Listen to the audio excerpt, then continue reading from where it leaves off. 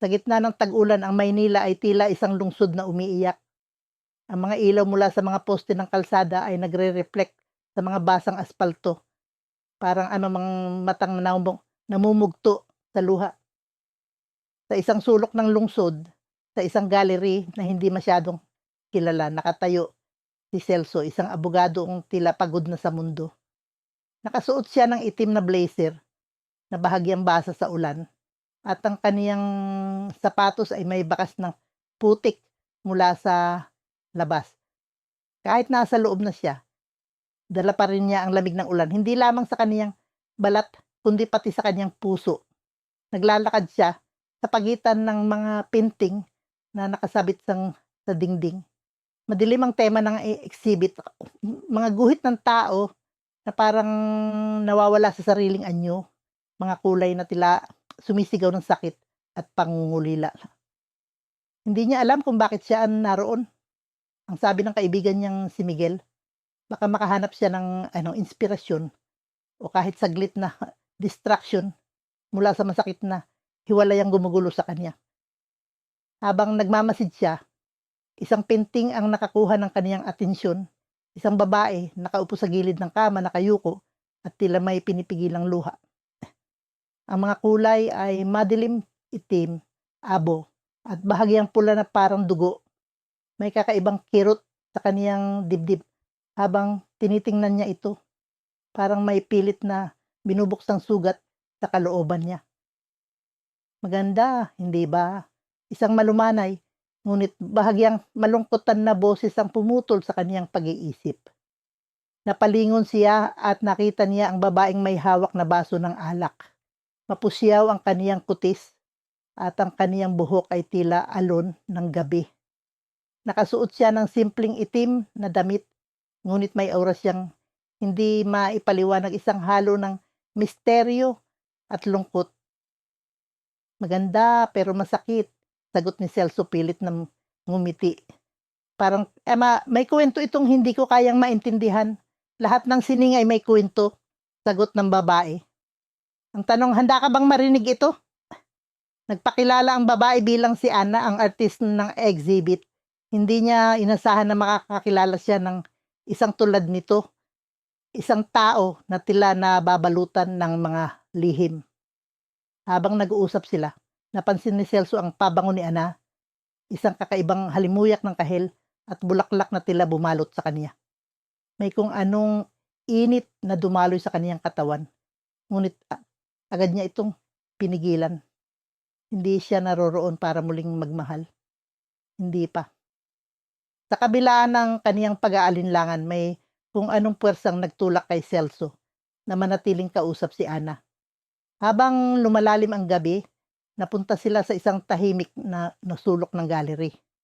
Ang tunog ng ulan sa labas ay parang musika na nagtatakda ng ritmo ng kanilang usapan.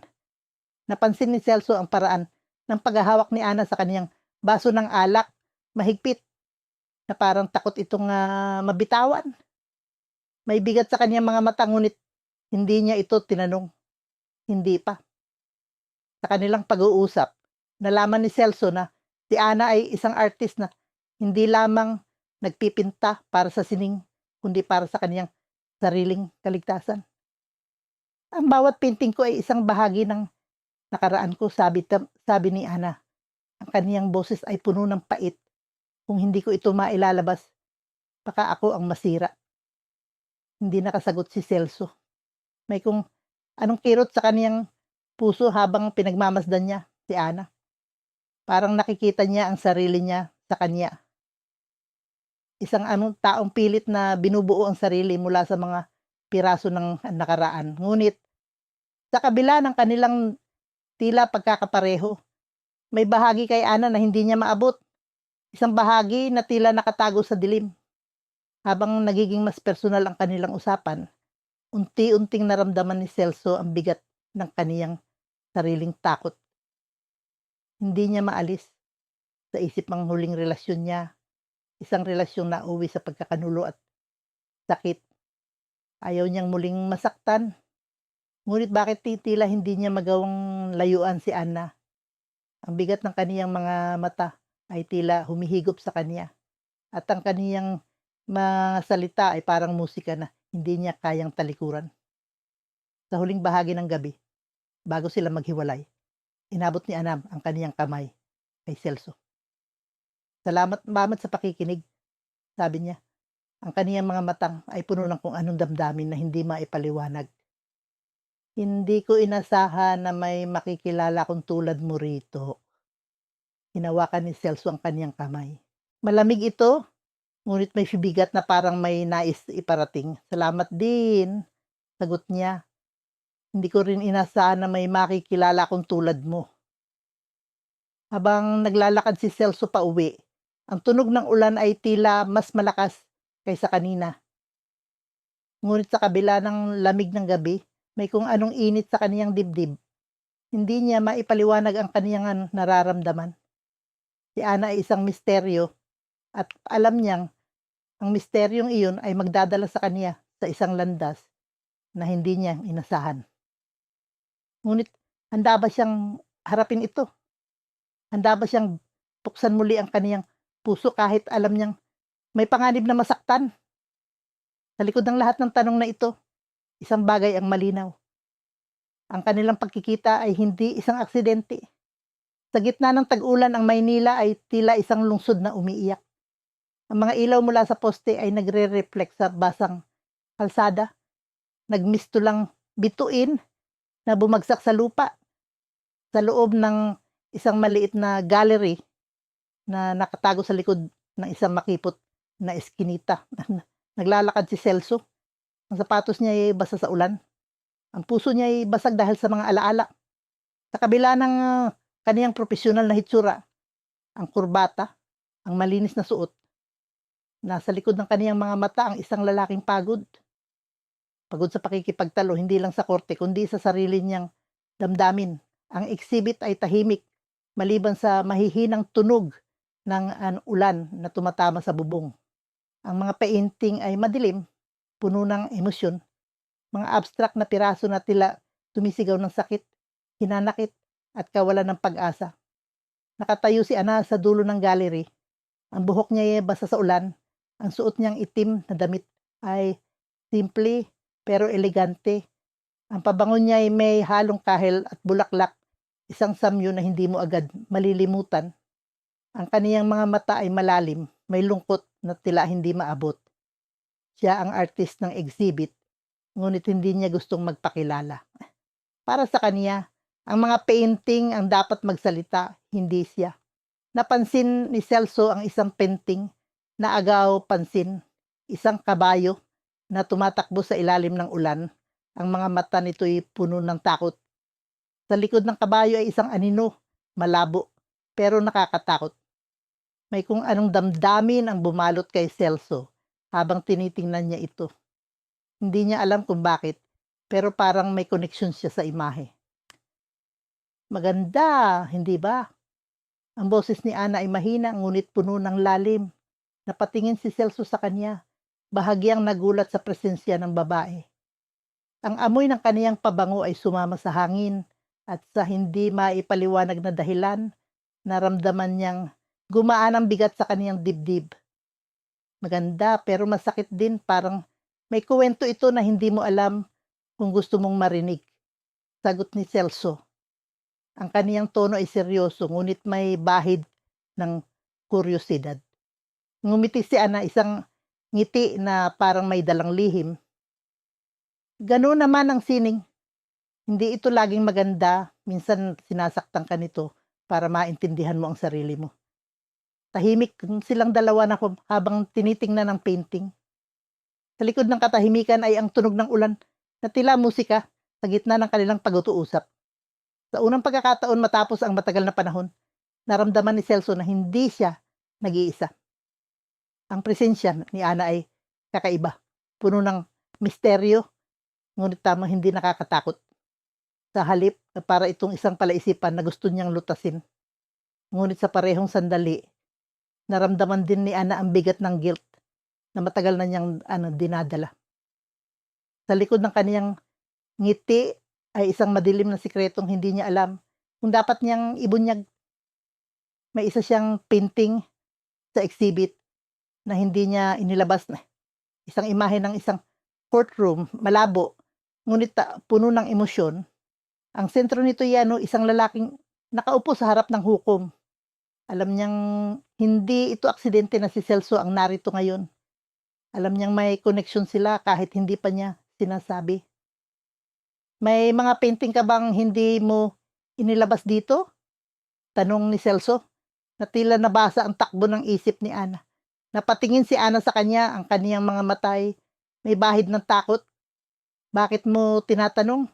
"Wala lang, parang may kulang, parang may hinahanap ako na hindi ko makita." Hindi sumagot si Ana.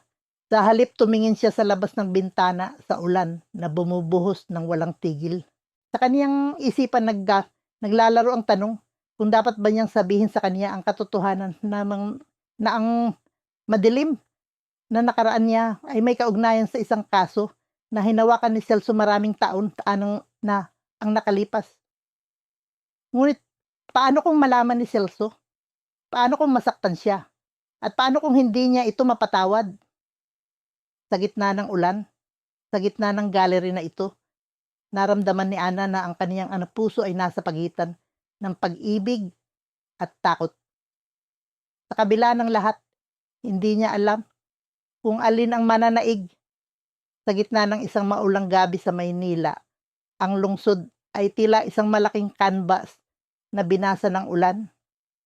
Ang mga ilaw mula sa mga poste at sasakyan ay nagmistol ang mga guhit ng pintura sa basang kalsada, habang ang tunog ng patak ng ulan ay nagsilbing melodiya sa tahimik na drama ng buhay. Dito sa isang maliit na art gallery sa Ermita nagtagpo ang kanilang mga landas. Si Celso ay tumayo sa harap ng isang painting, isang magulo, madilim na obra na tila sumisigaw ng kirot. Ang mga kulay nito ay naglalaro sa itim, pula at abo na parang isang sugat na hindi maghilom-hilom. Hindi niya maipaliwanag kung bakit siya naakit dito. Ngunit may kung anong bigat sa kanyang dibdib na tila sinasalamin ng obra. Sa kanyang tabi, isang boses ang pumukaw sa kanyang atensyon. Ang pamagat niyan ay "Paglayang walang hanggan," sabi ng babae. Ang tinig nito ay malambing, ngunit may bahid ng lungkot. Napalingon si Celso at nakita si Ana. Mahaba ang buhok, nakasuot ng itim na bestida, at may mga matang parang dagat na malalim at puno ng lihim. Parang hindi naman tungkol sa paglayang masaya. Tugon ni Celso, hawak pa rin ang tingin sa painting. Dahil hindi nga danam, sagot ni Anang bahagyang ngumiti, ngunit may bigat ang ekspresyon. Minsan, ang paglayo ay hindi laging kalayaan. Minsan ito ang pinakamabigat na desisyon. Hindi alam ni Celso kung bakit, pero may kung anong kuryosidad ang bumalot sa kanya. Sa unang pagkakataon matapos ang ilang taon, naramdaman niyang parang may taong tunay na nakakaintindi sa kanyang nararamdaman, kahit pa hindi pa niya lubos na kilala si Ana. Sa likod ng kanyang utak, nagbabala ang isang boses. "Huwag kang masyadong magbukas." Pero hindi niya napigilan. Nagpatuloy ang kanilang usapan sa gallery hanggang sa napunta sila sa isang maliit na coffee shop sa tabi. Sa loob, habang bumubuhos pa rin ang ulan sa labas, nagkwentuhan sila tungkol sa buhay. Si Celso, isang abogado na minsang naniwala sa hustisya ngunit ngayon puno ng pagdududa. Si Ana, isang artist na tila maraming tinatakasan ngunit ayaw magsalita ng tuwiran tungkol dito. "Walang masama sa pagiging mahinaang," sabi ni Ana habang tinititigan ang baso ng kape sa kanyang harapan. "Minsan doon natin natatagpuan ang totoong lakas." Ngunit si Celso ay nanatiling tahimik. Alam niyang may pinanggagalingan ang mga salitang iyon, ngunit hindi niya alam kung handa ba siyang alamin ang pinag-ugatan nito. Hindi niya rin alam kung handa ba siyang muli pang magtiwala, lalo na't daman niyang may misteryo sa babaeng nasa harapan niya. Lumipas ang mga linggo at sa kabila ng kanyang sariling mga pag-aalinlangan, natagpuan ni Celso ang sarili na mas lalong napapalapit kay Ana. Ang kanilang mga gabi ng pag-uusap ay tila naging isang uri ng kanlungan, ngunit sa bawat masayang sandali ay naroroon ang anino ng isang bagay na hindi niya mawari. Si Ana ay tila bukas ngunit sarado, masaya ngunit malungkot, malapit ngunit malayo. Isang gabi habang sila ay nasa apartment ni Ana, napansin ni Celso ang isang lumang kahon sa ilalim ng mesa. Hindi niya ito sinasadya, ngunit nang mapansin niyang bahagyang nakabukas ito, hindi niya napigilan ang sarili. Sa loob ay may mga lumang larawan, mga sulat at isang dokumento na agad nagpakabog sa kanyang dibdib. Nakita niya ang pangalan ng isang kliyente mula sa kanyang nakaraang kaso. Isang kasong halos sumira sa kanya bilang abogado. Isang kasong hindi niya kailanman nalimutan. Ana, mahinang sabi ni Celso, ngunit puno ng tensyon ang kanyang tinig. Ano to? Ano ang koneksyon mo sa kasong ito? Mga mata ni Ana ay nagbago. Ang dating kalmadong ekspresyon ay napalitan ng takot at guilt. Tumayo siya, hindi tumitingin kay Celso, at naglakad papunta sa bintana. Sa labas patuloy ang pag-ulan, ngunit tila mas mabigat ang katahimikan sa loob ng silid. Huwag mo na akong tanungin, Celso, aniya halos pabulong. Hindi mo gugustuhing malaman. Ngunit alam ni Celso na wala ng atrasan ito. Sa unang pagkakataon na naramdaman niyang ang kaniyang puso na matagal ng sarado ay muling bumukas. Ngunit kasabay nito ay ang takot na baka muli siyang masaktan. Sa gitna ng maulang gabi sa Maynila, naglakad si Celso sa makipot na eskinita patungo sa isang art exhibit na inirekomenda ng isa niyang kaibigan. Hindi niya maintindihan kung bakit siya pumayag. Sa edad na 35, halos wala na siyang interes sa mga ganitong uri ng pagtitipon. Pero siguro, dahil sa bigat ng mga nakaraang buwan, ang sunod-sunod na pagkatalo sa korte, ang masakit na hiwalayan kay Carla, kailangan niya ng kahit anong bagay na pansamantalang magpapawala ng bigat ng kanyang dibdib. Pagpasok niya sa gallery, bumungad sa kanya ang kakaibang liwanag ng mga painting na tila ay binabaha ng madilim na emosyon. Ang mga kulay ay puro bughaw, itim at pula, parang mga sugat sa canvas. Nakasabit ang mga ito sa puting pader at sa bawat obra ay naroon ang pirma ng isang artist na hindi niya kilala. Ana. Habang naglalakad siya, naamoy niya ang halimuyak ng kahel na may halong bulaklak na tila sumasabay sa bawat hakbang niya. Hindi niya alam kung amoy iyon ng pintura o ng isang tao sa paligid. Huminto siya sa harap ng isang painting. Isang babae nakalubog sa tubig. Ang tanging nakikita ay ang kanyang mukha na punong-puno ng emosyon, takot, galit, at isang uri ng pag-asam na hindi niya maipaliwanag. Natigilan siya, tila may kumurot sa dibdib niya. Napansin niyang may babaeng tumabi sa kanya, nakasuot ng itim na bestida. Ang buhok ay nakalugay na parang alon. Siya ang pinagmumula ng amoy na iyon. Kahel at bulaklak. Maganda, di ba? Tanong ng babae. Ang boses ay malambing, ngunit may bahid ng lungkot. Medyo, sagot ni Celso, hindi makatingin ng diretso, pero parang mabigat. Ngumiti ang babae, bahagyang tumango. Ganun talaga ang buhay, minsan ang bigat ang siyang bumubuo sa kagandahan. Nagkatinginan sila. Sa ilalim ng malamlam na ilaw ng gallery, napansin niya ang kakaibang lalim sa mga mata ng babae. Parang may nakatago, isang lihim na ayaw ipakita. Ikaw ba ang gumawa ng mga ito? Tanong niya, kahit alam na niya ang sagot. Oo, ako si Ana. Sagot nito, iniabot ang kamay. Nang hawakan niya ito, naramdaman niya ang lamig. Pero hindi komportable. Parang lamig ng ulan na unang bumagsak sa mainit na balat. Celso, sagot niya. At nang sandaling iyon, parang may kung anong nag-ugnay sa kanilang dalawa. Isang bagay na hindi niya maipaliwanag. Lumipas ang ilang linggo At sa kabila ng kanyang pag-aalinlangan, nagsimula silang mag-usap ng mas madalas.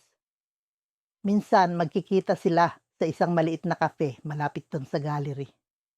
Ang bawat pag-uusap ay parang isang laro ng pagtatago. Si Ana, bihirang magsalita tungkol sa sarili. Si Celso, pilit na iniingatan ng kanyang puso mula sa muling pagkawasak. Pero sa bawat ngiti ni Ana, sa bawat paghaplos ng kanyang kamay sa mesa, unti-unting natutunaw ang pader na itinayo niya. Isang gabi habang magkasama sila sa ilalim ng ulan, nagtanong si Celso, "Bakit parang laging may lungkot sa mga mata mo?" Tumigil si Ana na tila nag-aalangan. "Lahat tayo may dahilan kung bakit tayo nalulungkot," sagot nito. Minsan mas mabuti nang hindi na lang pag-usapan. Pero hindi siya tumigil. "Gusto kong malaman. Gusto kitang maintindihan." Sa unang pagkakataon, nakita niyang nawala ang ngiti ni Ana. "Celso, may mga bagay na kapag nalaman mo, baka hindi mo na ako tingnan sa paraang tinitingnan mo ako ngayon." Hindi siya sumagot. Sa halip, hinawakan niya ang kamay nito. Ramdam ang bigat ng bawat salita. "Subukan mo ako." Ngunit bago siya makapagsalita pa, isang malakas na tunog ng kulog ang pumuno sa paligid. Tumakbo sila papunta sa isang lumang waiting shed. Basang-basa ang kanilang mga damit. Nakatingin si Ana sa malayo, tila nilalamon ng sarili niyang isip. At doon, sa ilalim ng ulan, sinabi niya ang mga salitang nagbago sa lahat. "Celso, may isang kaso ka noon, isang babaeng inakusahan ng krimen na hindi niya ginawa. Kilala mo siya dahil ako iyon." Napatigil si Celso. Ang ulan ay parang naging mas malakas. Ang bawat patak ay parang martilyong tumatama sa kanyang utak. Tumingin siya kay Ana, ngunit hindi niya alam kung ano ang sasabihin. Sa gitna ng malamig na gabi, naramdaman niya ang bigat ng isang bagay na mas malalim kaysa sa ulan. Isang bagay na maaaring sirain ang kahit anong namamagitan sa kanila. Tag-ulan sa Maynila.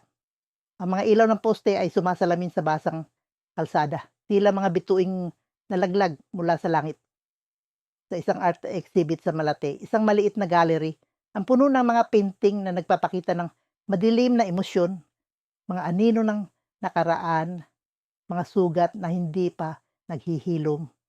Ang amoy ng basang lupa mula sa labas ay humahalo sa pabangong may halong kahil at bulaklak na tila sumusuot sa bawat sulok ng silid. Sa gitna ng mga bisitang tahimik na nagmamasid, naroon si Celso nakatayo sa harap ng isang obra. Ang painting ay nagpapakita ng isang babae sa ilalim ng ulan. Ang mukha ay kalahating natatakpan ng anino, ngunit ang mga mata ay tila tumatago sa kaluluwa ng sino mang tumingin.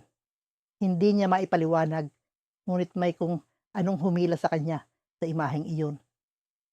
Para bang ang babae sa painting ay may lihiman na gustong iparating, isang kwentong hindi kayang ilarawan ng mga salita.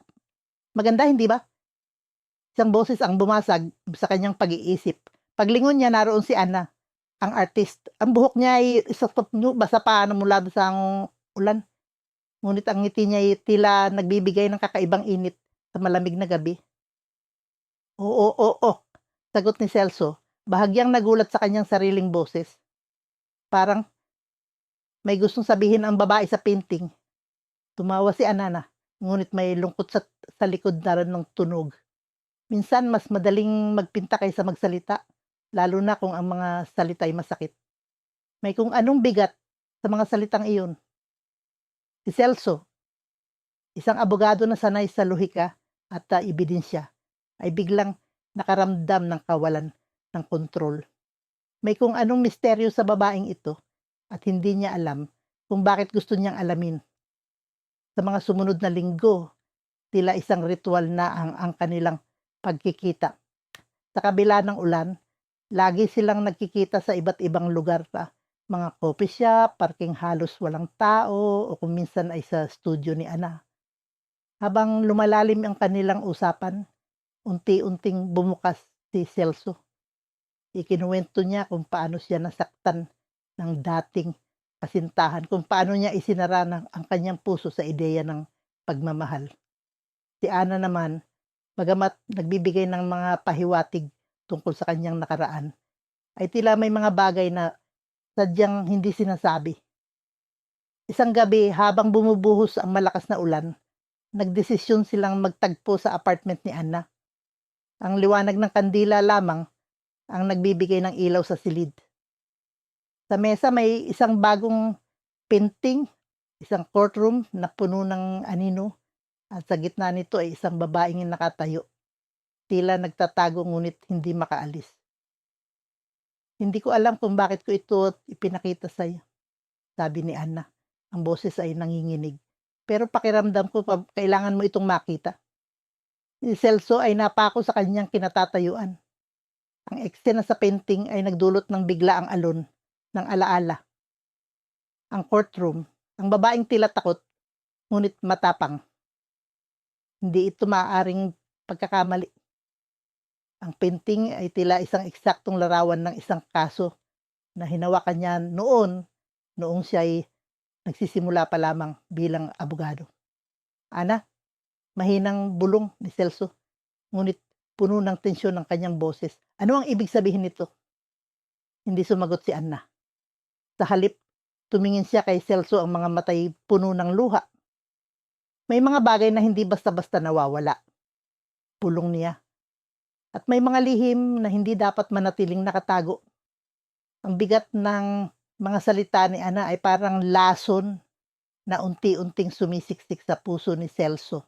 Hindi niya alam kung ano ang mas masakit. Ang posibilidad na ang babaeng ito na unti-unti niyang natutunang mahalin ay konektado sa isang bahagi ng kanyang buhay na matagal na niyang nilimot, o ang katotohanan na kahit anong gawin niya, hindi niya kayang takasan ang mga multo ng nakaraan. Sa gitna ng malamig na gabi ng tag-ulan, bumubuhos ang ulan sa lungsod ng Maynila. Tila hinuhugasan ng alikabok at usok mula sa mga lansangan sa isang maliit na art gallery sa Makati. Ang mga ilaw ay naglalaro sa makintab na sahig na gawa sa kahoy, habang ang mga bisita ay tahimik na naglalakad, pinagmamasdan ang mga painting na puno ng madidilim na kulay at pahiwatig ng kirot. Ang amoy ng basang lupa ay sumasama sa halimuyak ng pabango ni Ana. Isang kakaibang halong kahel at bulaklak na tila nakakapit sa bawat sulok ng silid. Si Celso, nakasuot ng itim na blazer na bahagyang basa sa ulan, ay nakatayo sa tapat ng isang canvas na may magulong guhit ng pula at itim. Ang mga guhit ay parang sugat na hindi naghihilom. Hindi niya maipaliwanag, pero may kung anong humihila sa kanya sa painting na iyon. Parang may sinasabi ito sa kanya. Ngunit sa parehong pagkakataon sa hikiya, tahimik itong nananahimik, tulad ng isang lihim na ayaw mabunyag. Maganda, hindi ba? Ang boses ay mula sa likuran niya, malambing, ngunit may halong lungkot. Paglingon niya, nakita niya si Ana nakasuot ng kanangan ng simpleng itim na bestida. Ang buhok ay basaang ng bahagya mula sa ulan. Ang kanyang mga mata ay tila naglalaman ng isang buong kwento na hindi niya kayang basahin. Oo, sagot ni Celso. Ngunit hindi niya maalis ang tingin sa painting. Parang may dinadala itong bigat na hindi ko maipaliwanag.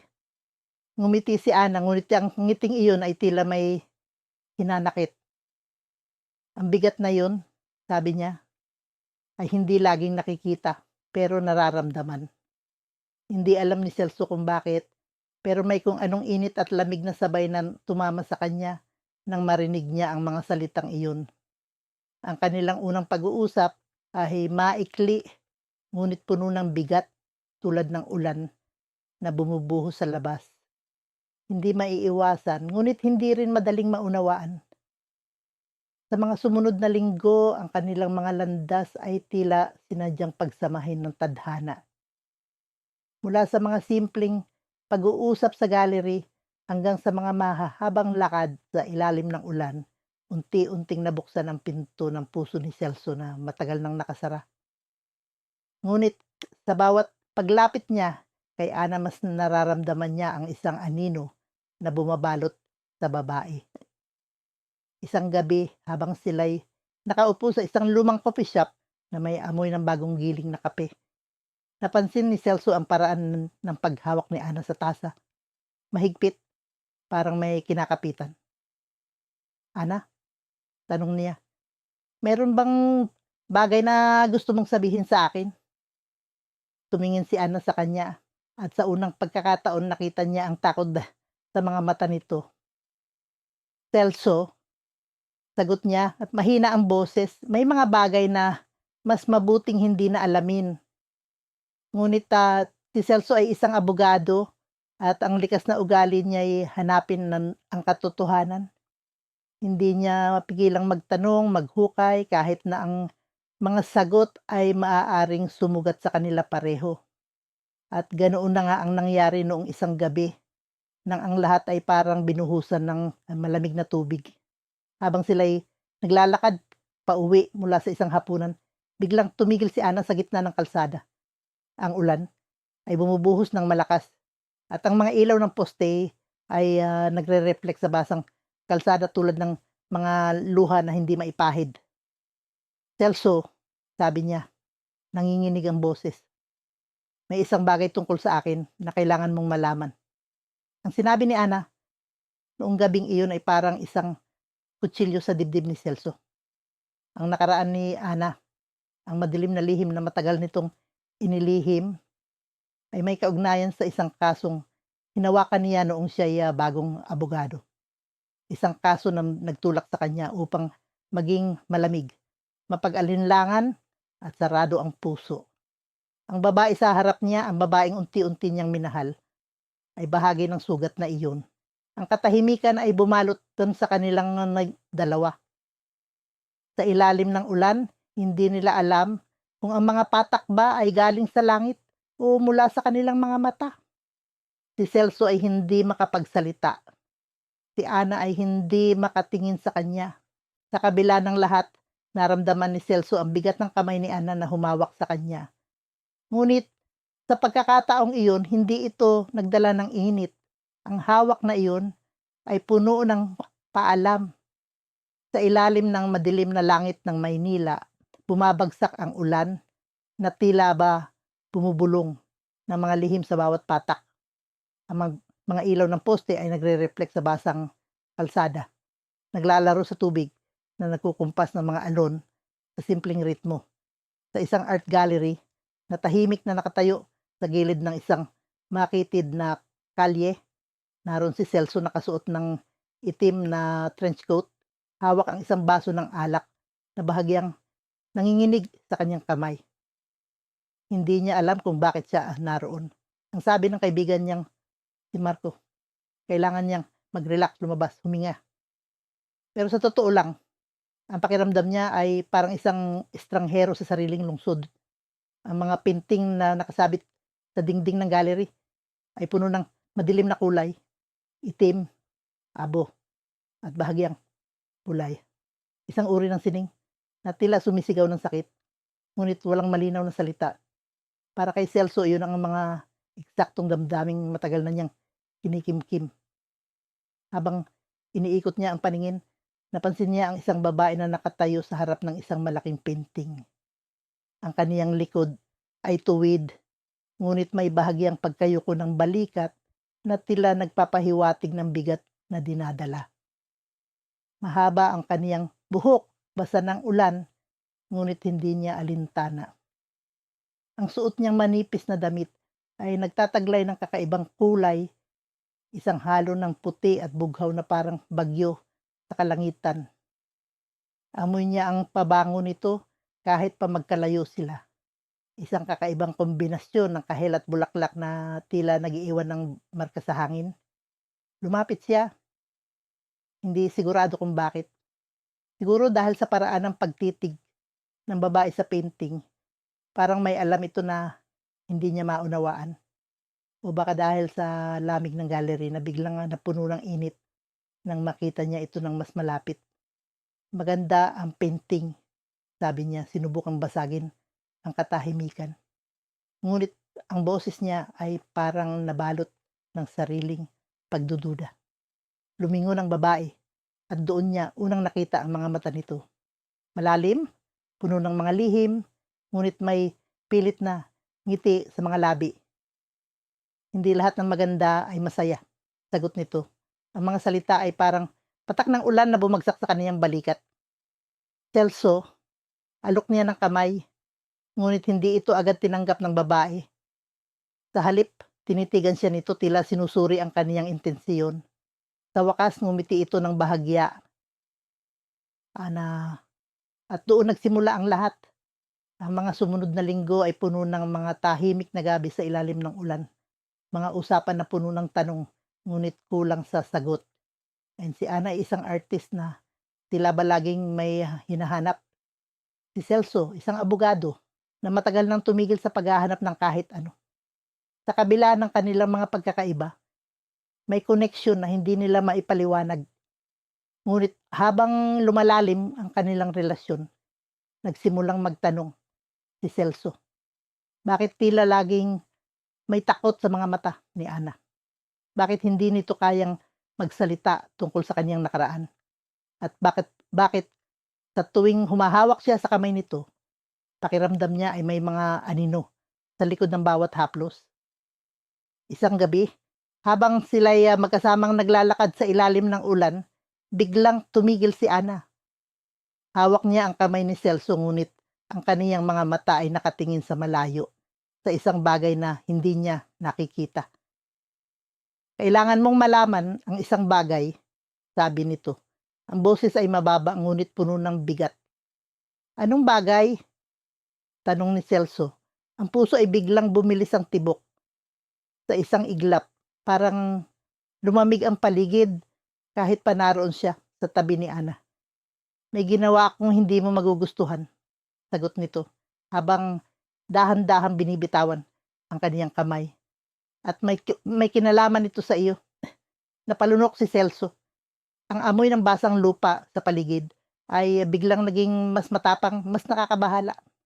Ang bigat ng ulan sa kaniyang balikat ay tila hindi na lamang tubig, kundi mga tanong na hindi niya alam kung kakayanin na niyang sagutin. Ana, halos bulong na niya. Ano ang ibig mong sabihin? Ngunit hindi sumagot si Ana. Sa halip, tumingin ito sa kanya. Ang mga mata ay puno ng lungkot at pangungumpisal bago ito humakbang palayo. Sa gitna ng mahinang ambon, naglalakad si Celso sa makitid na iskinita ng ermita. Ang mga ilaw mula sa poste ay kumikislap sa basang kalsada. Parang mga alaala ng nakaraan na pilit niyang nililimot. Sa ilalim ng kaniyang payong, narinig niya ang malumanay na pagpatak ng ulan. Tila musika nagbibigay ng kakaibang katahimikan sa magulong lungsod. Nakasalubong niya ang isang lumang gallery na may karatulang mong halos mabura na ng patnatanan ng panahon. Ngunit ang liwanag mula sa loob ay tila humihila sa kanya. Pagpasok niya, bumungad ang malamlam na ilaw at ang amoy ng pintura na may halong kahoy. Ang mga dingding ay puno ng mga obra na parang sumisigaw ng damdamin. Mga imahe ng dilim, bighati, at bahagyang liwanag. Sa gitna ng lahat naroon si Ana. Nakasuot siya ng simpleng itim na bestida. Ngunit ang kaniyang presensya ay parang apoy sa malamig na gabi. Ang kaniyang buhok ay nakatirintas, ngunit may ilang hibla na malayang bumagsak sa kaniyang mukha. Hawak niya ang isang baso ng alak at ang kaniyang pabango, isang halong kahel at bulaklak, ay umabot hanggang kay Celso. Nagtagpo ang kanilang mga mata. Hindi niya alam kung bakit, pero may kung anong bigat sa kaniyang dibdib na tila nabawas nang makita niya ito. Lumapit siya at sa bawat hakbang ay tila humihina ang ingay ng mundo. Magandang gabi, bati niya bahagyang nag-aalinlangan ngunit puno ng kuryosidad. Ngumiti si Ana, ngunit tawat ang kaniyang ngiti ay may bahid ng misteryo. Ikaw ang abogado, hindi ba? Tanong niya na ikinagulat ni Celso. "Haha, paano mo nalaman?" Tanong niya at habang pilit niyang iniisip kung paano siya nakilala ng babaeng ito. Ang mga mata mo sagutin ni Ana, sabay tingin ng diretso sa kanya. Parang marami kang alam na mga sikreto, pero pilit mong itinatago. Hindi alam ni Celso kung paano sasagot. May kakaiba sa babaeng ito. Tila alam nito ang mga bagay na hindi dapat malaman. Ngunit sa halip na lumayo, lalo siyang nahatak papalapit. Sa sumunod na mga linggo, naging madalas ang kanilang pagkikita. Si Ana ang naging kulay sa mundo ni Celso, na matagal ng puno ng itim at puti. Sa bawat kwento, sa bawat tawa, unti-unting bumukas ang kaniyang puso. Ngunit sa likod ng lahat, naroon ang mga tanong na hindi niya masagot. Bakit laging may lungkot sa mga mata ni Ana? Bakit tila may lamat ang bawat ngiti niya? Isang gabi habang nasa isang maliit na cafe sila sa Intramuros, tinanong niya ito. Ana, bakit parang laging may tinatakasan ka? Natigilan si Ana. Tumigil siya sa pagsipsip ng kaniyang kape at tumingin sa labas sa ulan na muling bumagsak. May mga bagay na hindi madaling kalimutan, Celso. Sagot niya. May mga nakaraan na kahit anong gawin mo, palaging hahabol. Pero bakit hindi mo subukang harapin? Tanong niya, puno ng pag-aalala. Dahan-dahang ibinaba ni Ana ang kaniyang tasa. Tumingin siya kay Celso at sa unang pagkakataon, nakita niya ang takot sa kaniyang mga mata. Celso, bulong niya, may dapat kang malaman. Kinabahan si Celso. Ang tono ni si Ana ay parang kutsilyong tumatama sa mahina niyang dibdib. Ano yun? Malalim ang buntong hininga ni Ana bago siya nagsalita. Ang nakaraan ko, may kinalaman sa kaso mo noon. Isang kasong tumapos sa maraming bagay. Naghalo ang gulat at kaba sa mukha ni Celso. Anong ibig mong sabihin? Hindi sumagot si Ana. Sa halip, tumayo siya. Iniwan ang kaniyang tasa sa mesa at lumakad papalabas ng kape. Naiwan si Celso tulala habang ang ulan ay patuloy na bumabagsak sa salamin ng bintana.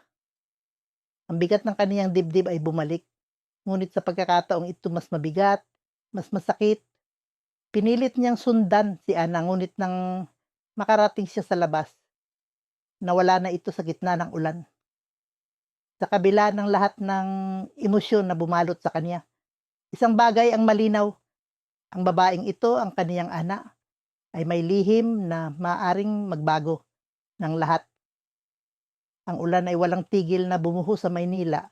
Ang mga ilaw mula sa mga poste ng kalsada ay nagre-reflect sa basang aspalto. Tila mga bituing nagkalat sa lupa. Nasa loob ng isang art gallery si Celso. Nakatayo sa harap ng isang malaki at madilim na painting na tila sumisigaw ng kalungkutan. Ang mga brushstroke ay magulo, ngunit may ritmo, parang isang kwentong pilit na ikinukubli sa gitna ng kaguluhan. Naramdaman niya nga may tumayo sa kanyang tabi. Isang babae. Nakaitim na trench coat, ang buhok ay basa pa mula sa ulan. Maganda, hindi ba? Sabi ng babae. Ang boses ay mahina ngunit puno ng sigla. Tumalikod si Celso at nakita niya ang mukha nito, si Ana. Noon pa lamang ay may kung anong kakaiba na siyang naramdaman. Ang kaniyang mga mata ay parang isang misteryo, malalim at mahirap basahin. Ngunit may aliw sa paraan ng kaniyang ngiti. Oo, sagot niya. Bagamat hindi niya talaga alam kung iyon ba ang tamang sagot. Parang may sakit ang painting pero maganda pa rin. Napangiti si Ana ng ngud. Ang ngiting ito ay tila may mabigat na dala. Ang sakit minsan ay maganda rin. Depende sa tumitingin. Hindi na nakasagot nun si Celso. Ngunit sa gabing iyon, hindi niya naman niya lubos maisip kung bakit tila hindi niya maialis ang kaniyang paningin kay Ana. Hindi nagtagal, nagsimula silang mag-usap tungkol sa sining, sa ulan, sa buhay. Sa bawat salita ni Ana parang unti-unting gumagaan ang bigat sa dibdib ni Celso. Ang bigat na halos isang dekada niyang pasan mula nang iniwan siya ng babaeng minsan niyang minahal. Sa mga sumunod na linggo, naging madalas ang kanilang pagkikita. Minsan ay nagkakape sila sa isang maliit na kape sa Intramuros, kung saan ang amoy ng kape ay humahalo sa aroma ng basang lupa sa labas. Minsan na may naglalakad sila sa parke kahit basa ang damo mula sa ulan. Sa bawat araw na kasama niya si Ana, unti-unting bumubukas ang kaniyang puso kahit papilit niya itong nilalabanan. Ngunit sa kabila ng kanilang mga tawanan at tahimik na sandali, may mga pagkakataong napapansin niyang tila may bumabagabag kay Ana.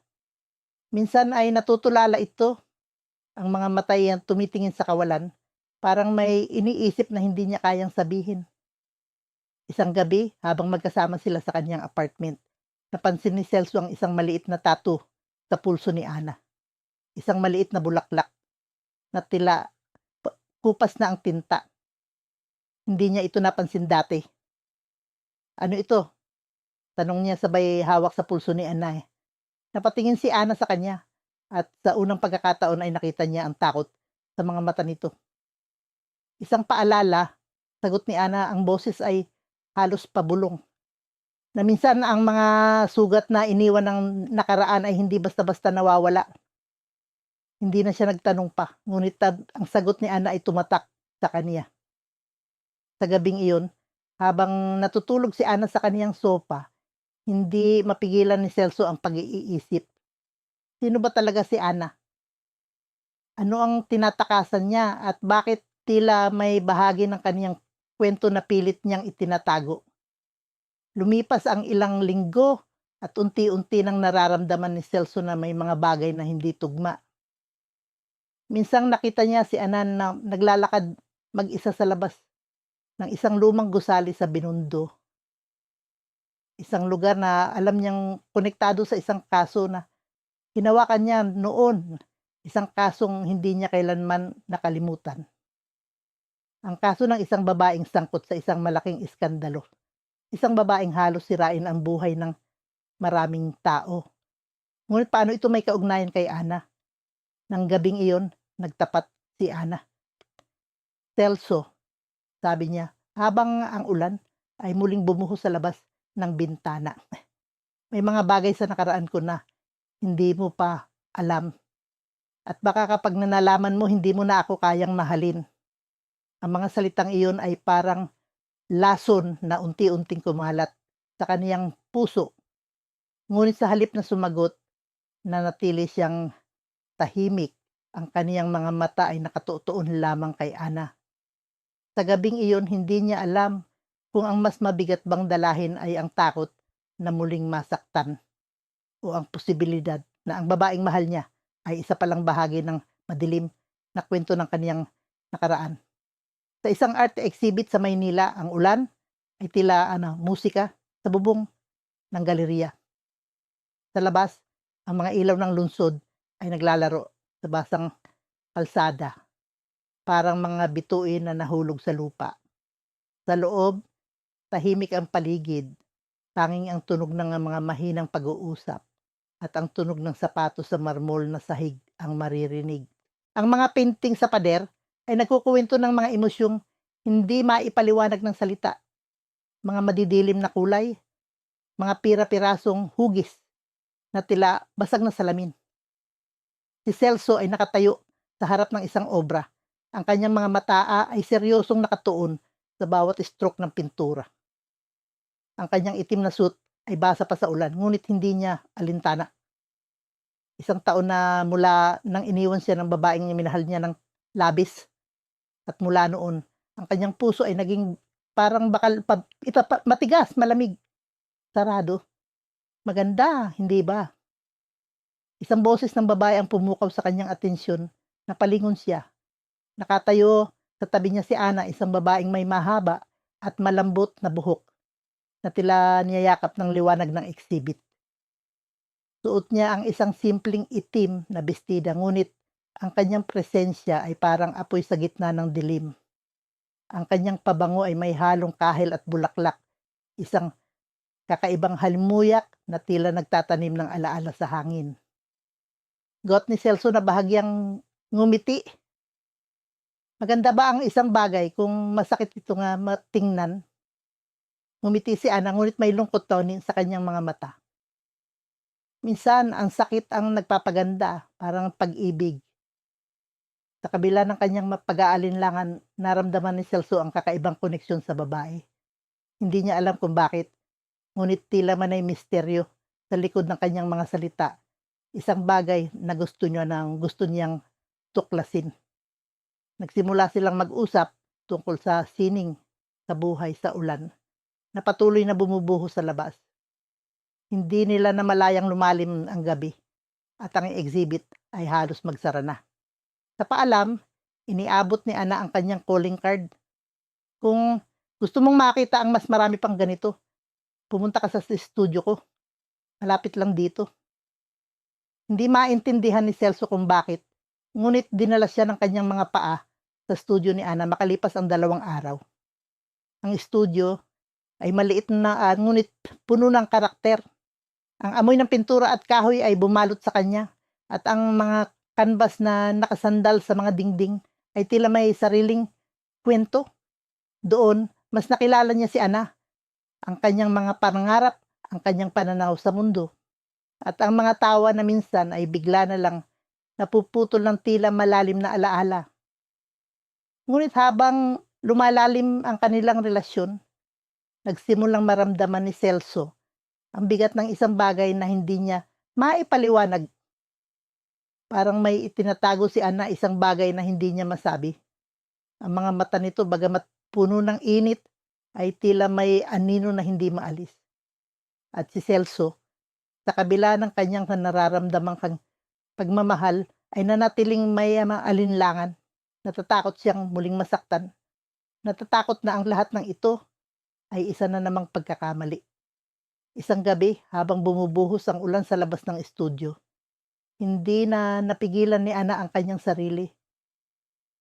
Celso, sabi niya, ang kanyang boses ay nanginginig. May kailangan kang malaman tungkol sa akin. Tahimik si Celso. Sa loob-loob niya, kinakalaban niya ang sarili. Gusto niyang magtanong, gusto niyang malaman, ngunit natatakot siya sa sagot. May kinalaman ito sa nakaraan ko, patuloy ni Ana. At sa isang kaso na hinawakan mo noon. Tumigil ang mundo ni Celso. Sa dami ng kasong dumaan sa kanyang mga kamay bilang abogado. Paano kaya ito magkakaugnay sa babaeng ito? Ngunit bago pa siya makapagtanong, tumulo ang luha ni Ana. Hindi ko alam kung kaya mo akong patawarin kapag nalaman mo, pero kailangang malaman mo. Sa labas, ang ulan ay tila mas lalong lumakas, parang sinasalamin ang bigat ng sandali. Hindi alam ni Celso kung ano ang dapat niyang sabihin o gawin. Ang init ng kamay ni Ana sa kanyang palad ay tila isang paalala na minsan, ang pag-ibig ay hindi laging malinaw. Ngunit ang tanong ay, kaya ba niyang harapin ang lason ng nakaraan para sa pag-ibig na ito? Ibig na